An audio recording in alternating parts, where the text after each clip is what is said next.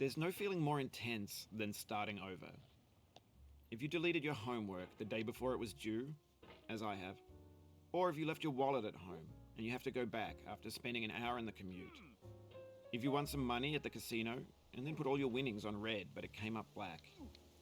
If you got your best shirt dry cleaned before a wedding and then immediately dropped food on it. If you won an argument with a friend and then later discovered that they just returned to their original view. Starting over is harder than starting up.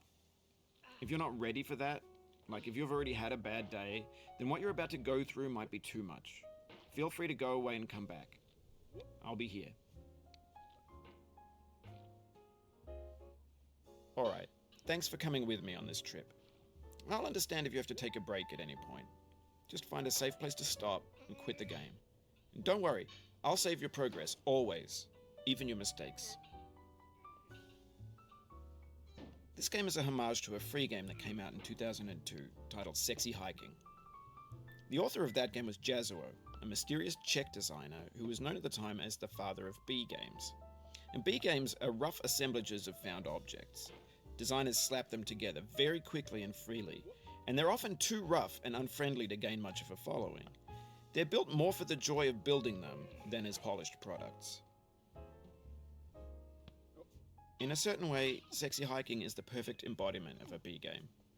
It's built almost entirely out of found and recycled parts, and it's one of the most unusual and unfriendly games of its time. In it, your task is simply to drag yourself up a mountain with a hammer. And that act of climbing, in the digital world or in real life, has certain essential properties that give the game its flavor. No amount of forward progress is guaranteed. Some cliffs are too sheer or too slippery. And the player is constantly, unremittingly in danger of falling and losing everything. Anyway, when you start Sexy Hiking, you're standing next to this dead tree that blocks the way to the entire rest of the game. It might take you an hour to get over that tree, and a lot of people never got past it. You prod and you poke at it, exploring the limits of your reach and your strength, trying to find a way up and over. And there's a sense of truth in that lack of compromise. Most obstacles in video game worlds are fake. You can be completely confident in your ability to get through them once you have the correct method or the correct equipment or just by spending enough time. In that sense, every pixelated obstacle in Sexy Hiking is real. The obstacles in Sexy Hiking are unyielding, and that makes the game uniquely frustrating. But I'm not sure Jazuo intended to make a frustrating game. The frustration is just essential to the act of climbing, and it's authentic to the process of building a game about climbing. A funny thing happened to me as I was building this mountain. I'd have an idea for a new obstacle, and I'd build it, test it, and it would usually turn out to be unreasonably hard. But I couldn't bring myself to make it easier. It already felt like my inability to get past the new obstacle was my fault, as a player rather than as a builder. Imaginary mountains build themselves from our efforts to climb them, and it's our repeated attempts to reach the summit that turns those mountains into something real. When you're building a video game world, you're building with ideas, and that can be like working with quickset cement. You mold your ideas into a certain shape that can be played with, and in the process of playing with them, they begin to harden and set until they're immutable, like rock. And at that point, you can't change the world. Not without breaking it into pieces and starting fresh with new ideas. For years now, people have been predicting that games would soon be made out of prefabricated objects, bought in a store and assembled into a world. And for the most part, that hasn't happened, because the objects in the stores are trash. I don't mean they look bad or that they're badly made, although a lot of them are.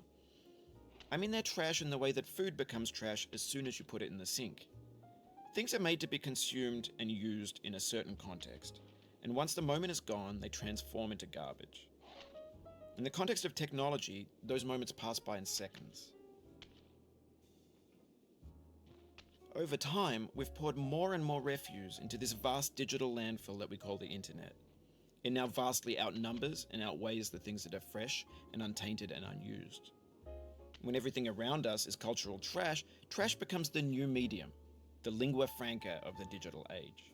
And you can build culture out of trash. But only trash culture. B games, B movies, B music, B philosophy. Maybe this is what digital culture is. A monstrous mountain of trash, the ash heap of creativity's fountain. A landfill with everything we ever thought of in it. Grand, infinite, and unsorted. There's 3D models of breakfast, Gen X's fanfic novels, scan magazines, green screen Shia LaBeouf, banned snuff scenes on LiveLeak. Facebook's got lifelike bots with unbranded adverts and candid shots of Kanye and Taylor Swift mashups, car crash epic failed GIFs, Russian dashcam vids, discussions of McRibs, discarded, forgotten, unrecycled, muddled, rotten, untitled. Everything's fresh for about 6 seconds, until some newer thing beckons, and we hit refresh. And there's years of persevering, disappearing into the pile, out of style, out of sight. In this context, it's tempting to make friendly content that's gentle, that lets you churn through it but not earn it. Why make something demanding if it just gets piled up in the landfill, filed in with the bland things? When games were new, they wanted a lot from you. Daunting you, taunting you, resetting and delaying you. Players played stoically. Now everyone's turned off by that. They want to burn through it quickly, a quick fix for the fickle, some tricks for the clicks of the feckless. But that's not you, you're an acrobat. You could swallow a baseball bat. Now I know, most likely you're watching this on YouTube or Twitch, while some dude with 10 million views does it for you, like a baby bird being fed chewed up food. That's culture too. But on the off chance that you're playing this, what I'm saying is, trash is disposable, but maybe it doesn't have to be approachable. What's the feeling like? Are you stressed? I guess you don't hate it if you got this far. Feeling frustrated? It's underrated. An orange is sweet, juicy fruit locked inside a bitter peel. That's not how I feel about a challenge. I only want the bitterness. It's coffee. It's grapefruit. It's licorice. It feels like we're closer now. Composer and climber, designer and user. You could have refused, but you didn't. There was something in you that was hidden, that chose to continue. It means a lot to me that you've come this far, endured this much. Every wisecrack, every insensitivity,